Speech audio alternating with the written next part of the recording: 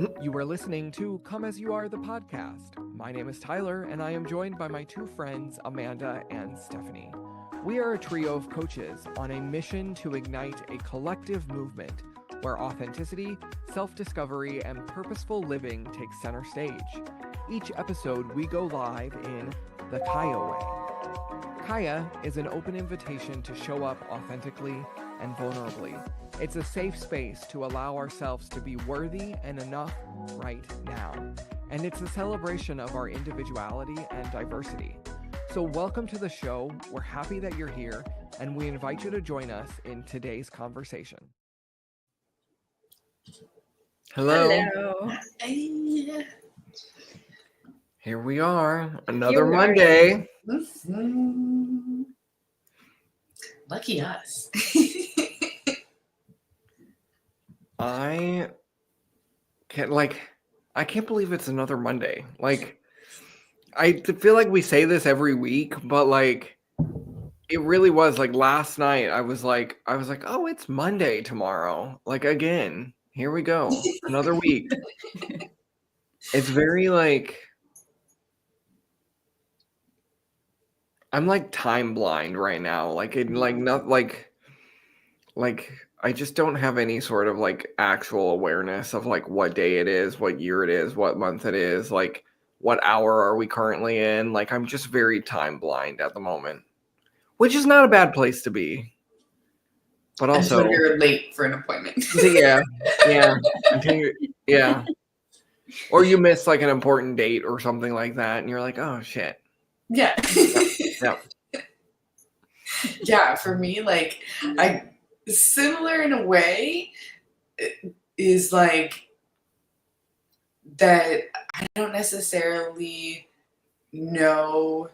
Okay, to a certain extent, yes, I know what day of the week it is, but I don't necessarily know exactly what I'm going to do on that day, because I'm I send out my calendar link and things pop up in my calendar without me actually saying, oh yeah, let's put that in at that time. So I don't necessarily know what my day is going to look like. There's certain things that are same day, same time every week. So that's kind of okay, what helps me to keep track? Oh, right, yesterday we did this. Okay, so I know what day it is now.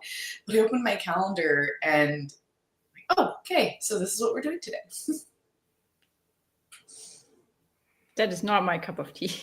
I was gonna say, does that ever stress you out, or does that ever feel overwhelming at times?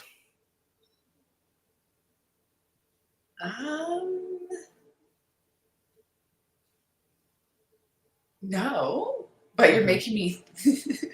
From your reactions, I'm like, no. Maybe it should. Amanda's gonna go into some sort of crisis mode now. She's gonna be like, I can't. Fetal position, oh my god.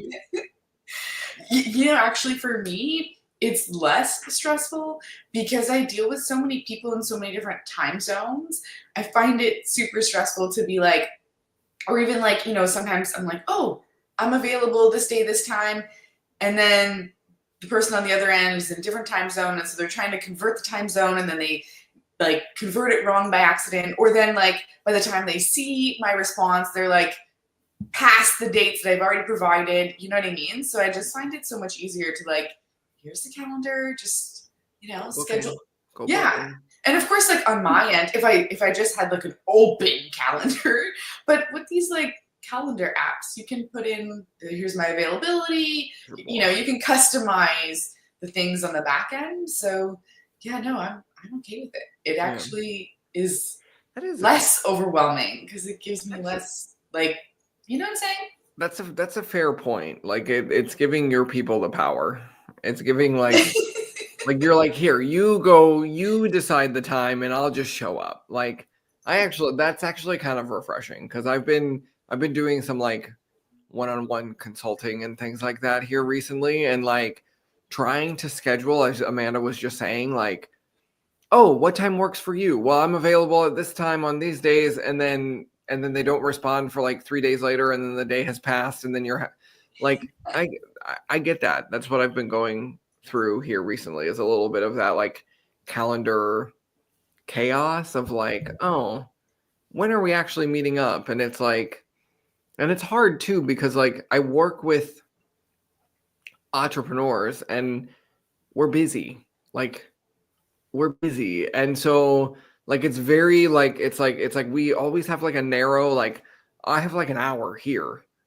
And I'm finding that to be a little bit stressful at times, to be like, oh, well, I can only meet on Tuesday at this time. And I'm like, well, I've already got something booked at that time. And then it's like, oh, well, next week. And then we're scheduling like weeks out. And I'm like, my gosh, this is a lot sometimes. Yeah. Maybe I need to do that. Maybe I just need to be like, here's the power. Go take the power. It's in your hands. Yeah, and for me, like I'm scheduling in like 2 months in advance, so it gives people flexibility, right? It allows them to, okay, well, this Tuesday doesn't work, so maybe in 5 weeks there'll be a Tuesday that works. I have a question, Amanda. When it comes to your clients and like the work that you're doing, do you have like is your coaching package like a set number of sessions that they can use over like an extended period of time to allow for some of that flexibility, or are you like every single week working with kids? So it depends on the client. But typically what I like to do with them is same day, same time each week.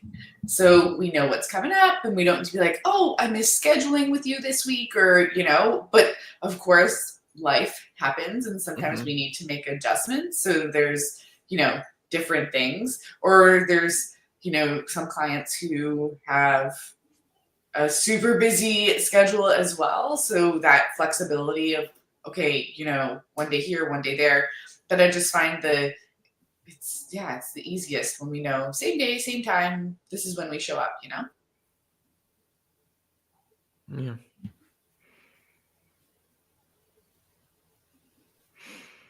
Stephanie's quiet. I'm staying out of this calendar chaos. I'm just like, I don't care. I think for me, the strategy is this. If I have a few clients, like all's good, and it's very like, few emails back and forth. And of course, I do that too with like having a calendar link to book their sessions. So much that it gets out of hand, I will hire someone that can help me with that things, because I never go down that. Oh no, am I having tech errors? No, I'm not hearing Stephanie properly either. Okay. Okay, wait, we might be coming back. No. I don't even think she can hear us. I don't know. Oh, technology. We apologized to the technology gods last time. Like, what's happening? They didn't accept our apology. I just don't think the tech gods are happy with anybody right now. Yeah. It's not just us, right? Oh no. Oh, wait. I think something's working. No. I feel like we need like one of those little like cutaway commercials where it's like, oh, and we'll be right back after this brief commercial break, and then we throw up like a minute long like cut video of something of like cheese. I don't know. Cheese. What are you thinking about this morning, Tyler? Food. I'm starving. I'm so hungry. It's funny. You don't have breakfast yet. Well, no, because I go to the gym and then I go straight from the gym into this. I mean, I have my protein shake, but like actual like substance food doesn't come until later. And so I'm usually thinking about food when we're on the show. So. Oh, I think Stephanie, are you back? I hope so. Can you hear me? I can hear you. Yes, it's very clear. Oh. No, it's not. Oh boy. I'm Okay, so it's one of those days today. This might be one of those episodes that never actually gets published. Maybe we're just live and then we just say, let's not publish that one.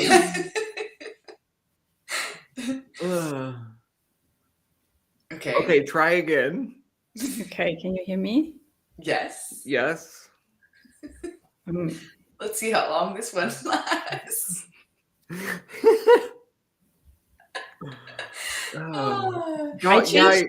This is real life, right? Like this is what it means to go live. This is 56 episodes in, and this stuff still happens. Like, you know, this is like, this is the reality of like trying to do a podcast in 3 different countries with 3 different types of technologies and connections and things like that. It's like a real thing, you know? That's a real thing. Yeah. And I think that, you know, we were saying before, this reminder of even technology is not perfect. So we don't have to feel bad as humans for not being perfect. Well, we get a good laugh about it now, you know. It's like well, I think it's because like, so once like through like COVID and when like technology was, like, we were so reliant on it, I think I really had this journey of letting go of how my technology, you know, like how my technology functions or doesn't. It says nothing about me. Like it has nothing to do with me, you know? Yeah. Sometimes it's just technology. And I think we need to like make that separation clear, or else you can get caught up in some like really funny internal stuff if we don't make that separation. That's such an interesting point. Like how we take these items and this stuff and we attach it to like our worth. Mm-hmm. And so, Amanda, juicy. Yeah, it's true though, right? Like how many times have you, I know I've even been in meetings where people are like profusely apologizing for the technology and I'm like, it's not your fault. I find that very uncomfortable sometimes. I'm like, it's okay. Like, stop apologizing. Like this is more uncomfortable than had you have just been like, whoops, tech error. like that's very uncomfortable. Mm-hmm. Yeah, because it's like at the end of the day, you don't have control. It's not like you know you're sitting here toggling your internet on and off to be like ha ha ha ha, you know. Like we can only do so much troubleshooting as humans. You know, I can only unplug my router so many times before I'm like, okay, I don't know what's going on now. Mm-hmm. That's very true. Like we put so much of our. Also, how many times do we say I'm sorry in a day? Can we talk about that for a second? Oh gosh, don't even get me. We apologize way too much as humans. For things that we don't even actually need to apologize for. Like someone's being mean to me and I'm like, hold on a minute, I'm sorry, but like that wasn't very nice. Like what? Why am I sorry? I'm sorry, that wasn't very nice. Yeah, dude. We do. Why do you think we apologize so much?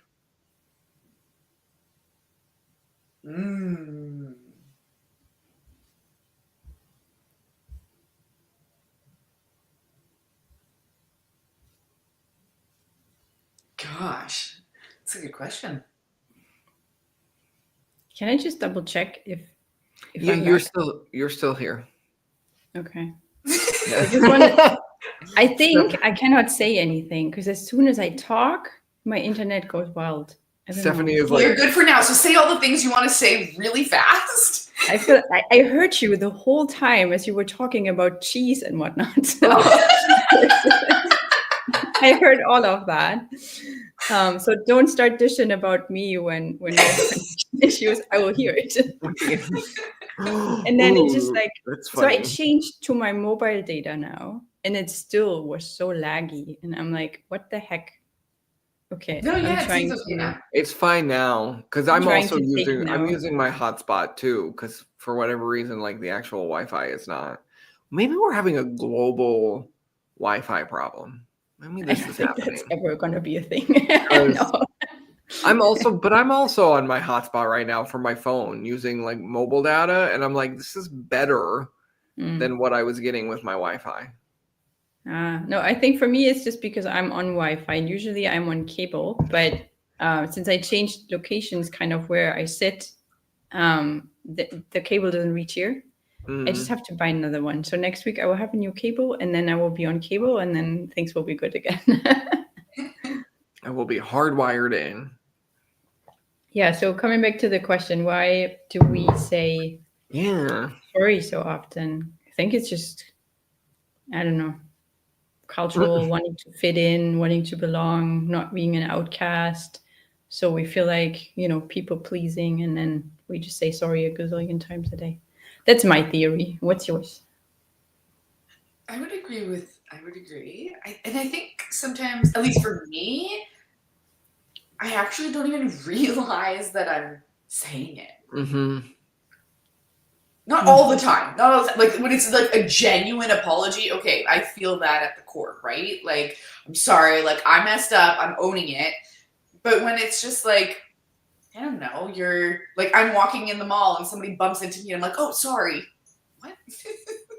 Like, I was just standing here and you walked right into me. Sorry, I don't know. It's just an automatic. It's kind of similar for me, like with like thank you. It's an automatic thing. And I was gonna say, if you think about the opposite, if somebody bumps into you and you're like, "What the hell?" That's going to trigger a different response or a reaction than like, "Ooh, sorry." Like I maybe it comes back to like a safety, kind of what Stephanie was saying, like belonging and safety. Maybe it's more of a safety mechanism because it's easier to just like say sorry and move on than like if somebody really, like using Amanda's example, like if somebody did bump into you and you were like, "Hey, watch where you're going," like that's going to trigger a totally different reaction from the person than if you were just like, "Oops, sorry." It like mitigates any threats. Oh, that's very interesting. Yeah, I never would have thought of it. People are never going to bump into me the same anymore. Next time somebody bumps into me, I'm going to be like, "Watch out." And then I'm going to immediately be like, "Oh, no, sorry. Because, immediately, I'm not confrontational at all. And maybe that's part of it too, right? Because I'm not either. And this is, I think for me, one of my top values is kindness. And so I think it comes from that place, right? Of just being kind, as you're describing it in this way, right? Like I would never tell someone like, "Watch out! Why'd you bump into me?" Like this just seems, I don't know, just so out of character. Yeah. Like, what's wrong with you? It depends on the situation, but this was actually something that I dealt with in my therapy last year. That I'm too nice and I say too little.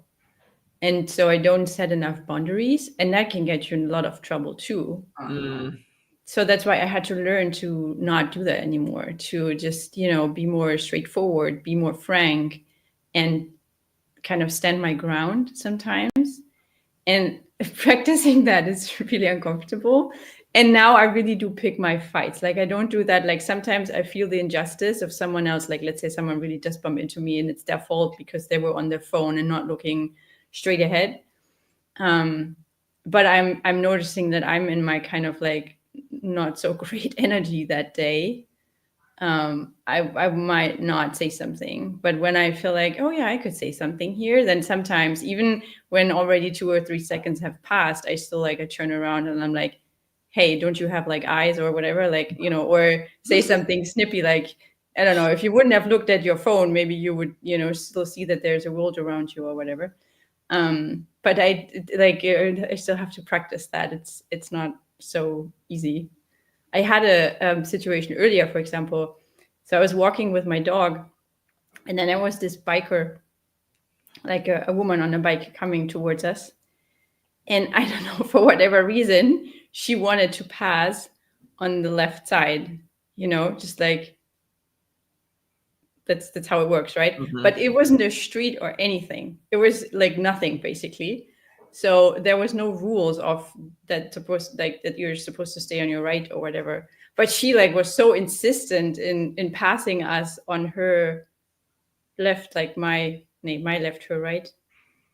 Mhm. You know what I mean, right? Yes. So, and I'm like, and for a second, I thought I should turn around and tell her, why don't you just like, drive between my dog and me? Like, wouldn't that be an even funnier idea? I didn't do it because I was like, I don't know.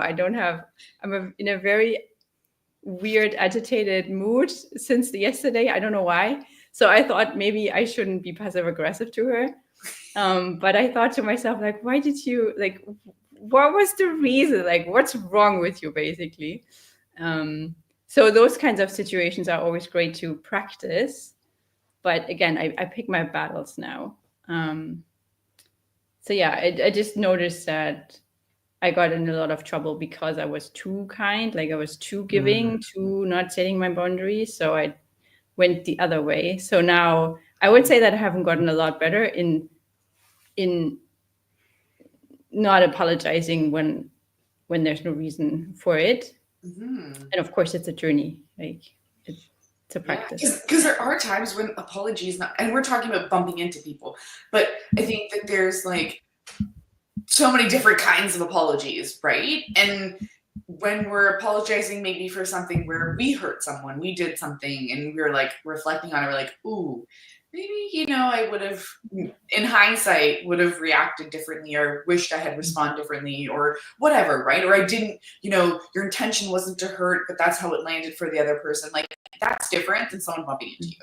And then there's also like this in between of, or I don't even know if this is like a spectrum necessarily linear, but different like types of apology. But I think there's also the apology of you're apologizing for your feelings. Mm. And I don't think that's ever, and I don't know, maybe I'm wrong here, and that's the generalization, so maybe I should say like, most of the time. I think that very much applies. Like you should definitely generalize it. Yeah. Yeah. I think like, I don't think and maybe like, okay, it's maybe not like an apology for how we feel, then like how we carry on or how we act based on that feeling maybe sometimes can warrant an apology, but to be sorry for how we feel, I don't know. Do you know what I'm saying? It's complicated. Right. Well, I think I'm on that team of no feeling is ever wrong. Agreed. Yes. Or right. Like feelings are just feelings. Mm-hmm. They're meant to be felt. Mm-hmm. So yeah, you can't. So if you apologize for your feelings, then there's something off there. Like that's something we're not supposed to do. Of course, you can. Does anyone have an example? I feel like we need an example for this to go deeper.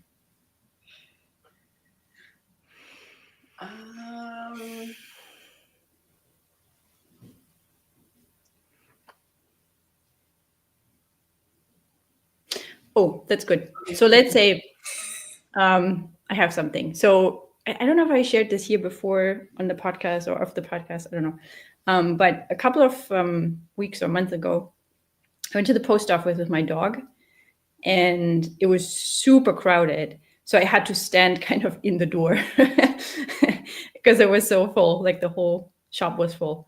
And so I queued up, and then I went in, and then I was kind of like the person that had to step aside so people could get in and out, right? or one of the people. And there was this guy coming out of the shop. And so I stepped aside, but my dog didn't immediately. So I called her. But that guy was very impatient. He went and he kicked my dog, kind of like really, I mean, not like intentionally kicked her, but he just didn't stop, Like and kind of moved her walked away. Yeah. her over, kind of like really pushed her aside or something, right? Like, so, and he just like didn't say anything. He didn't look, and and everyone was like, everyone was watching, and he just didn't realize it. And it took me 2 seconds because I had to like control myself not to go over there and punch him in the face, because when you feel protective of your family or your right. Yeah. So I collected myself, and then I yelled after him. I said, hey, trying to get his attention, didn't listen. Yelled another time, didn't listen. And then thankfully there was another man who understood what I wanted. And then he yelled really loud, like in this, I don't know, when you a man, then you have like a different register, right? Yep. Yeah. So he did that, and then he turned around, and then I said, look, you just basically kicked my dog walking out of the door here. Don't you think you should apologize for that? And I could already see in his whole like energy and face that he was not sorry, and he didn't care at all, right? And so he said something like, oh yeah, no, I didn't do that, or I didn't see that. He was kind of like trying to brush it off. And I said, and I remained calm, because I knew if I was getting hysterical right now, he wouldn't take me seriously, right? So I said, look, you went out the door, you didn't see my dog, and you just kicked her, or I used a different word in German, but basically trying to explain that you just ran her over, basically. And he was like, yeah, whatever. And he turned around and walked away. And of course, in that moment, like, I was so angry, right? And then also the people around me, they were all agreeing, like everyone knew what was going on. And we all knew that this guy was just too proud to come over and apologize. So I think in this kind of situation, if I wouldn't have gotten mad, I wouldn't apologize for being mad, because I had all the reason to be mad, right? So I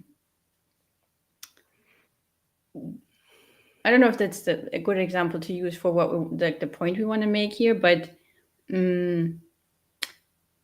I think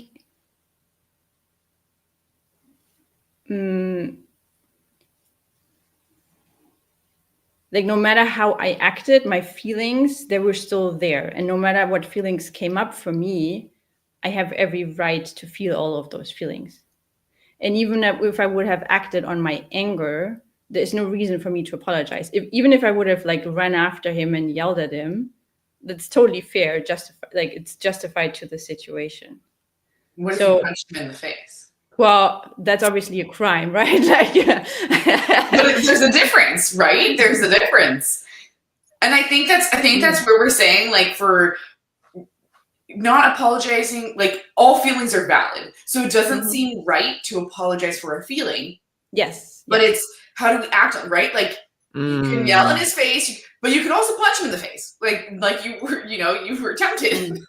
You thought about it for a second, like, okay, come back, but you could have, and there's somebody else that would have reacted that way. Yeah, for sure. Right? Yeah. Then it's the question of, okay, where, like, is the apology? In, like, how does the apology come in? You know what I'm saying? Like, we're not apologizing for being mad, but like, if you're punching someone in the face, I don't know. Is that, I mean, unless you're like a boxer, I guess personally, I don't really. That's how you make money. Yeah. But like, then you're also totally getting a punch. This is what we're here for, to punch each other in the face, like, But otherwise, like, to me, it isn't appropriate to go and just punch someone in the face, Yeah, and again, it's also illegal, So, but then I wouldn't, like, let's say I would have done that. And again, I'm not violent in any way, shape, or form. I feel like I need to point this out here. But let's say I would have acted on it and I would have, for example, punched him in the face. Afterwards, I wouldn't apologize to anyone for being angry. Yeah.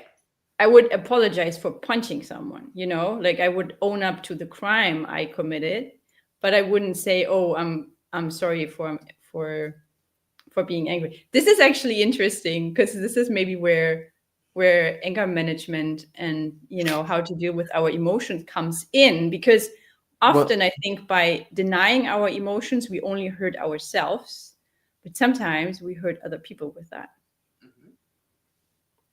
Well, I think this comes back to our level of like EQ, like our emotional intelligence, and having an understanding of emotions and, you know, again, how does it make us feel in that moment? How do we respond to that emotion? Like having that kind of control, I think that's that plays a big part in all of this, because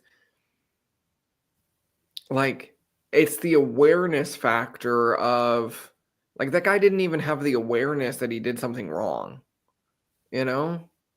And you imagine what he's like in the rest of his life. Like, again, I have no idea who this man is. He's halfway around the world, but I can only imagine if he doesn't even have the emotional awareness to like look and be like, oh, I can see that maybe I did something in error, or maybe I was a little too pushy or whatnot.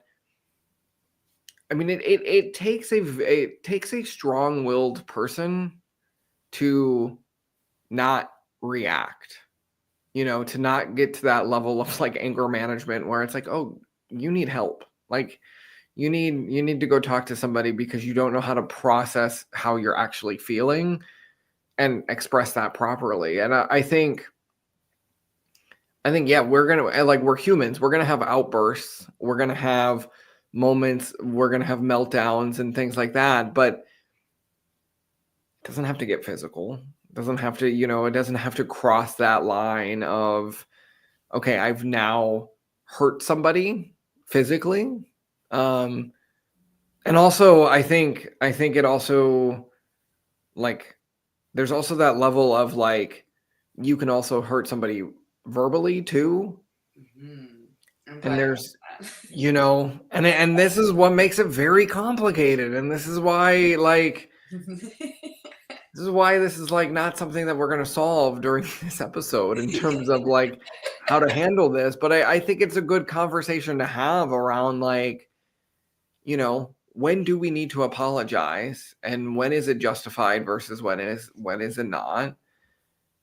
And I think every situation is as complicated and individualized as like every it's almost like I feel like we're having a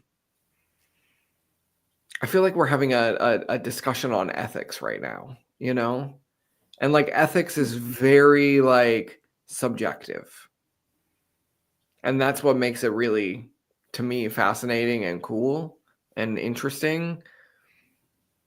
And it's like, oh, like, because there are certain things like when I look back, like I'll bring up something here and share a personal story.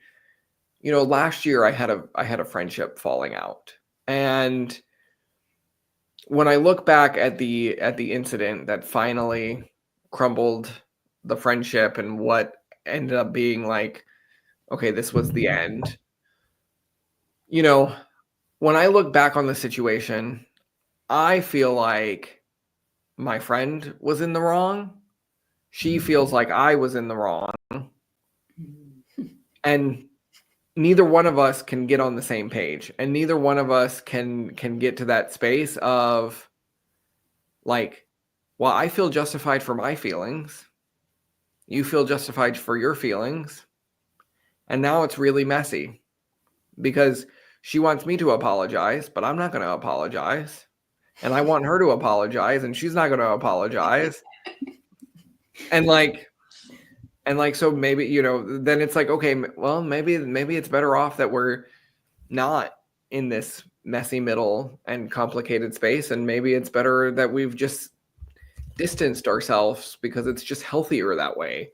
And that's how I look at it now. It's like, okay, it's actually healthier for us to not play tug and war with each other and just be like, hey, this is better off ended, you know, kind of thing. And but it's again, it's all coming back to she wants me to apologize, I want her to apologize, and neither one of us are going to apologize, you know. And I one of my friends was like, well, why don't one of you just be the bigger person? And for me, it comes back to my values. Like, comes back to my feelings were hurt in that moment, and I'm not going to apologize for my feelings. Coming back to Amanda, I'm not going to apologize for my feelings. I'm not going to apologize for that. But it's so messy. Like, that whole situation is so messy. And I mean, I've moved on. I'm now bringing this up as like an illustration purposes, but like I've moved on and moved past the incident. But it was at the time super, super messy because it was all hinging on we both wanted each other to apologize and neither one of us wanted to budge, you know. But we both stood in what we felt was right. So actually, at the end of the day, I'm proud of the both of us for holding firm in what we believe to be true in that moment. As long as you're not digging in like ego.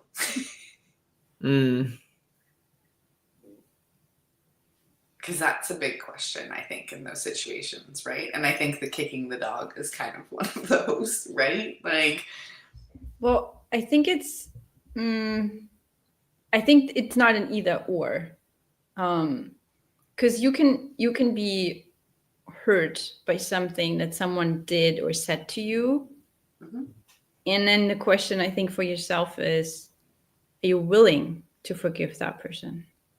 And I think often what can happen is that in the situation that you were describing, Tyler, if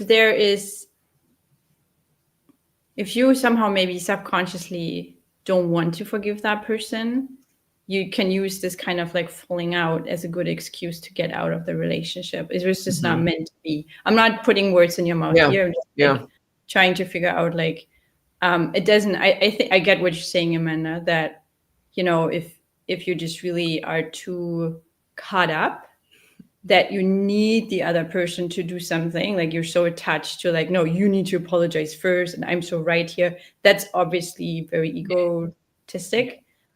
But then also the question is, had that person maybe done so much damage that you just cannot go to that place because you feel so hurt, you feel so vulnerable. And I think that's very valid, and we often probably don't, but we must recognize that for ourselves and say, yeah, I'm just too hurt here right now to move on, to move forward, right? Like no matter what that person kind of says, it wouldn't change long term. You know, you can't heal the wounds. Again, I'm not putting this in your. No, that's very astute, Stephanie, to pick that up, because that in essence was the longer like relationship of the history. There was a lot of that. It was like this was just like the climax. This was just like the incident that finally, like I said, I used the word, you know, it crumbled.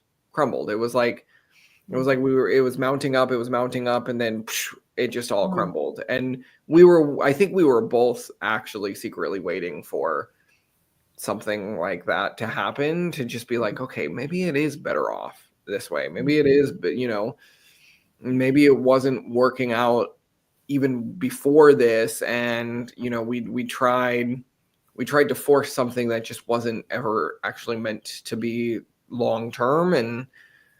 And it, you know, and again, complicated, messy, like it's so, and none of these scenarios are black and white.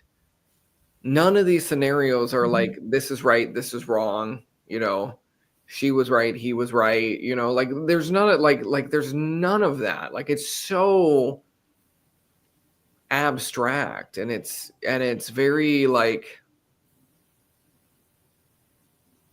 I just think overall, I think this is why communication is so challenging sometimes in relationships, and why we just have a hard time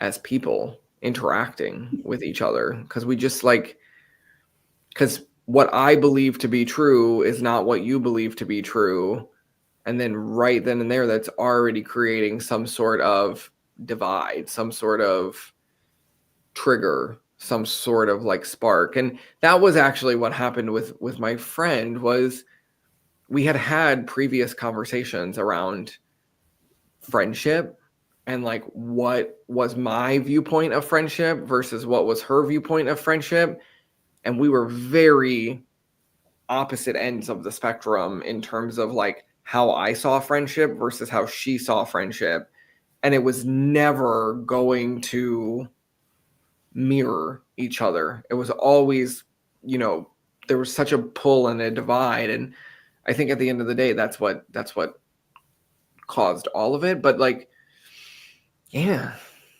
it's tough to human. It would be so boring if it was easy. Yeah, I wanna go back to Amanda's point with the ego, because I find it so interesting. And I think when you witness other people yelling at each other, having an argument, then this is often like one ego against the other. And it's almost sometimes, when you're aware of this, it's almost funny to watch them be super like, you know, ego driven and have a conversation on this level. So maybe we can just tap into that. And I don't know, am I breaking up? Can you guys hear everything? I can hear you. said? Yeah. Okay, good. I just wanted to, because you guys were like frozen, and I'm like, okay, is it still working? No, Can you hear me? and I think that's what, like, you know, I was the point I was trying to make, because I don't like, you know, the specifics and maybe the timing of like mentioning it after Tyler's story, but it also was like even with the dog, you know, with your dog Stephanie, like clearly you're in the wrong. Like clearly, and you can't even admit that, like, yeah, I did kick your dog, or yeah, like I'm just screaming at you and just being disrespectful and saying things that aren't very nice, you know, like to be able to step back and reflect on that and recognize that. I think that was really what I was trying to get at with like the ego gets in the way of, you know, that pride of, well, I can't admit that I'm wrong. I can't admit that, you know, I made a mistake. And that's totally okay. Especially, you know, what we just said, like it is complicated and relationships are complex. And your expectations of a relationship and my expectations might be different. And though I think in the relationships that do work, there is a certain level of harmony there, right? Mm-hmm. But there's still going to be things that I might feel strongly about, and you're like, well, I don't really agree with that. And we can agree to disagree, right?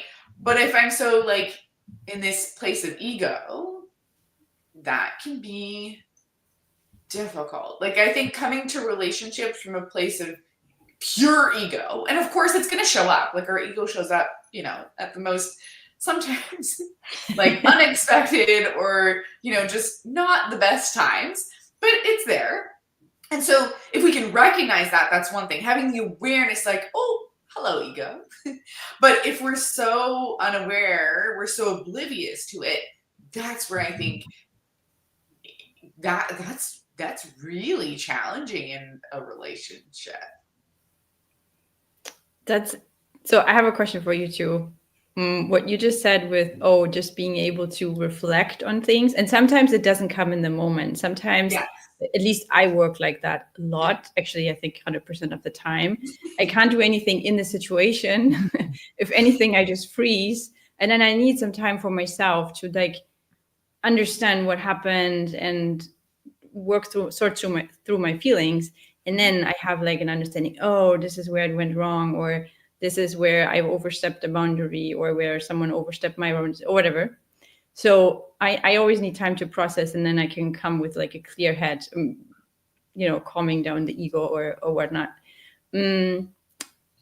But I must say that I did not learn this. I had to learn this when I was like an adult already. So in my household, when I was a kid, no one ever said, I'm sorry. No one ever. Like that was the opposite of my experience growing up. So that's my question for you guys.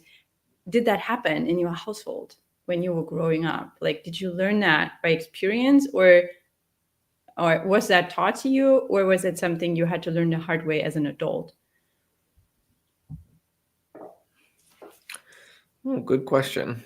Yeah, because I'm thinking of all the experiences. So in having kids, right? Like you're at the park and there's like parents who are like insisting their kids like say you're sorry, like you push that kid, like say sorry to that kid. And then there's like parents who don't, and not from a space of judgment. I don't know what that person is going through. Like I have no idea. Maybe they're having a rough day. Maybe they just don't have the bandwidth that day to, say anything. But it is interesting because you do see those things. And I think for me growing up, I don't know if it was always an apology, specifically a verbal apology. But there was some type of like making up, but there was times where there wasn't a conversation. It was like something happened and then we just moved on. Like no one ever talked about it or really like head on addressed like, oh, this is, this really hurt me, or, had like a conversation about it. And so I don't know, I think a bit of both for me. Yeah, this is an interesting reflection. It is. When I say this, as you were describing this right now, maybe I should have specified. So I don't mean me needing to apologize to someone else or receiving an apology from another kid. That's not what I meant. I meant my parents apologizing to me. Oh, from parents. Because I'm with my siblings. I'm like, like we're, and with parents, like,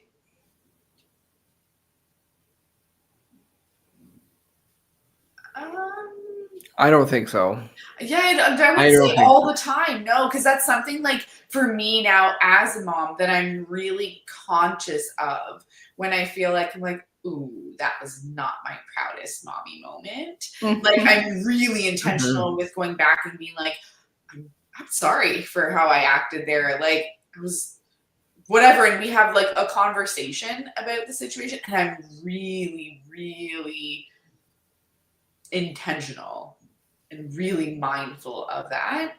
So that must come from some kind of, you either do things the same as your parents or you notice and you do things different. And I wouldn't say there was never an apology, but yeah, I wouldn't say that was like all the time. No, that didn't happen. I do know I used to apologize a lot. If I ever felt like I made somebody upset or angry, like I was always the one apologizing. Even if it wasn't, you mean? Yeah, even if it wasn't my fault. Oh, there's a juicy one.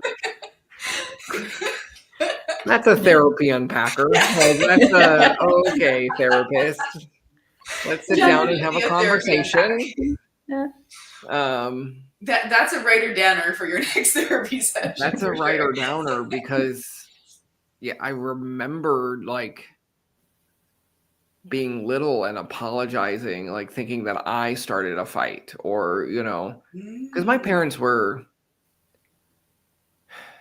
my parents were pretty toxic. Like, I'm not gonna lie. They used to drink and party, and I just remember being little and then them just screaming at each other. You know, it wasn't until I was an adult that I realized that like parents don't scream at each other. Because I grew up in this environment where I thought that was natural. I thought that was a part of like being in a relationship, was you just screamed at each other. And it was one of my parents' friends, because I had made a statement once and I said, yeah, well, I mean, this is just like how like relationships are, right? Like people just scream at each other all the time. And she looked at me and she goes, Tyler, that is not what happens in relationships. And she goes, yes, like a couple might bicker and we might have an argument or a disagreement, but they do not scream at each other the way that your parents scream at each other. And I was like, oh boy, okay, here I'm finding this out at like 26. Oh, okay, interesting.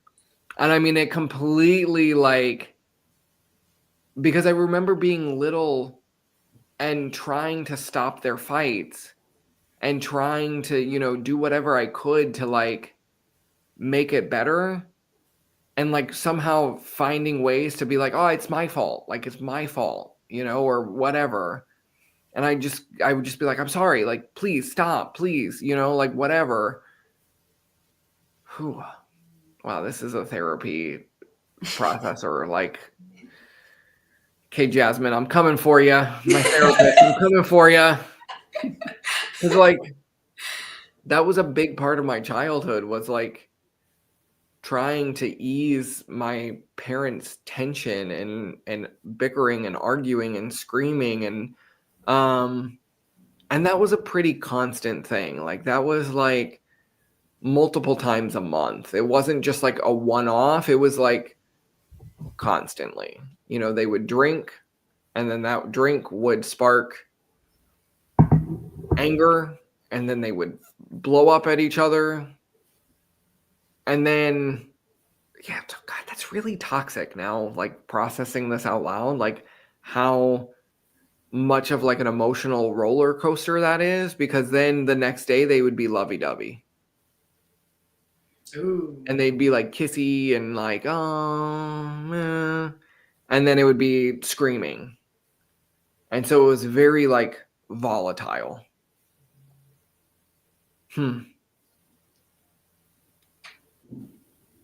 Interesting. Mm-hmm.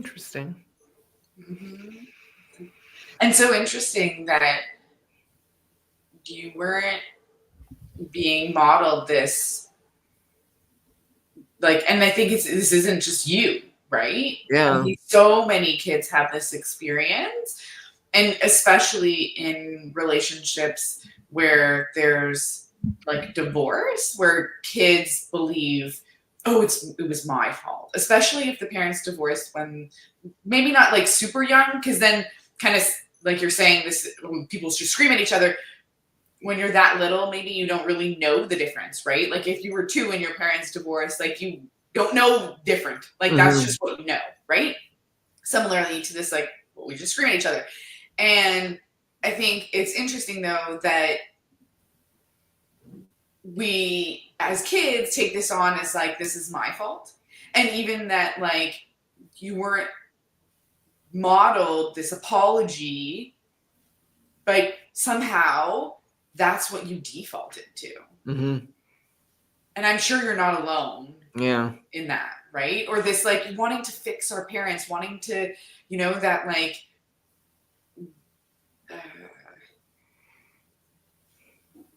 yeah, this is so common where we want to not,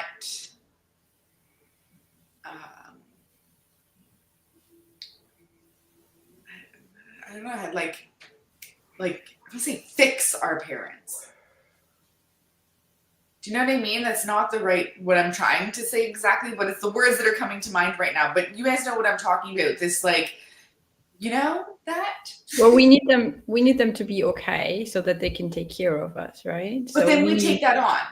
Yeah. Like it's our responsibility to make sure that they're okay. And it's really not. And this is where, like, you know, all of that web of healing comes in, and that even just the generational stuff that gets passed on, right? And how you can either be continuing the pattern, or you can be the pattern interrupt and say, well, hey, that's maybe what I saw or how my parents were, but I'm choosing to do things different. And that doesn't even mean as a parent. That could be as a person, or how you are in relationships. Like, it doesn't have to just be. I think that, I don't know, I'm always, because I'm so in like that parenting space, I'm so fascinated by these types of things because it's so interesting and it's so subconscious. That's the thing. Like the how the pattern continues, it's so subconscious. We don't even realize. And I think bringing that full circle with, like, that's also part of the reason why, in some ways, that apology for how you're feeling isn't necessary, because it is so subconscious. Now, if we're just going blind through life, that's a different story. But this is where that awareness comes in, where the reflection comes in, where we're able to say, oh, well, maybe I'm reacting in that way because of X, Y, and Z, and not blaming that past of like, oh, well, I react like that because, you know, like, I scream at everybody because my parents screamed at me all the time. Okay. Well, that's one way of looking at it. Right? I don't know. I feel like I need to like have like a journaling session now of like just like reflecting on all, like, because that's the thing, because it's so subconscious, we don't even necessarily always recognize these things or see the pattern or even know that, like your experience, Tyler, right? Like there is something different, or that's not, it's not healthy, maybe is the best way to, for lack of a better word, you know, like it's not thriving. I don't want to say normal. Yeah. I'm tempted to say normal, but like I just think that word is like, it's not, doesn't, what is it's not the most nurturing. Yeah, that's what I meant. Yeah. It's not the most, like, instead of normal, it's not the most nurturing. You know? And again, I think what I'm realizing here is like perfection does not exist, you know?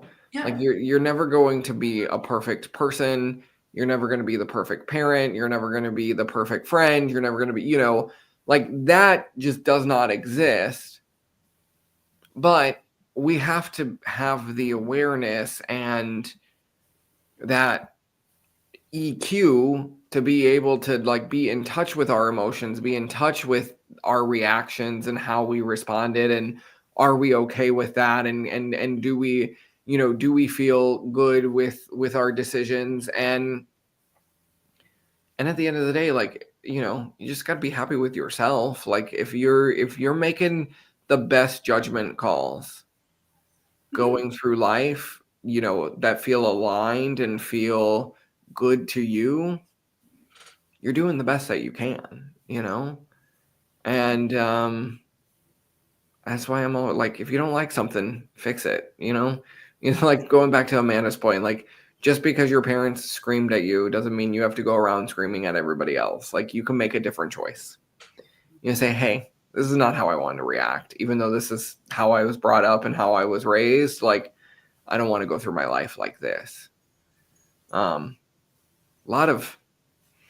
having like a moment of like I'm gonna need a journaling session after this too, because I'm just now recalling like all the different things of like all the different scenarios, and I was like, ooh, what was I believing in that moment? Like, what belief was I establishing when that scenario happened? All the times that I broke up the fight, what was I believing in those moments? And Lots of unpacking. I was going to say it's a lot of unpacking and then a lot of unprogramming to then reprogram yourself to be better, to be more optimized. But so fascinating. This is why I love this work. This is why I love personal development. I don't know. Well, since we all have successfully gotten us to a point where we feel like we need a inner child session, let's wrap it up.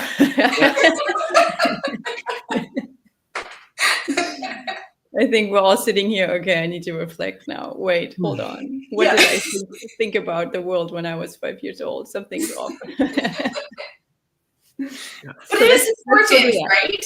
Definitely important. And so, like, encouraging all those who are listening, watching, definitely do the same for yourself, and really appreciating that process and knowing that it truly is a journey. And maybe one day you'll be sitting on a podcast with two of your friends and all of a sudden you're like, wow, I really need to unpack that one. That's why. That makes sense. And if the unpacking feels really big, there's places and spaces, reach out for help. Find a good therapist. Find someone who you can connect with, or someone that you can trust, and you don't have to go through the journey alone. Because I know that sometimes those unpackings can feel quite heavy. So just want to add that there for anyone who's feeling like, gosh, this is super heavy. That's okay. All right, let's wrap it up. Yeah. Okay. Deep breaths, everyone. We'll see you all next week, same time, same place. Yes. Bye. See you then. Bye.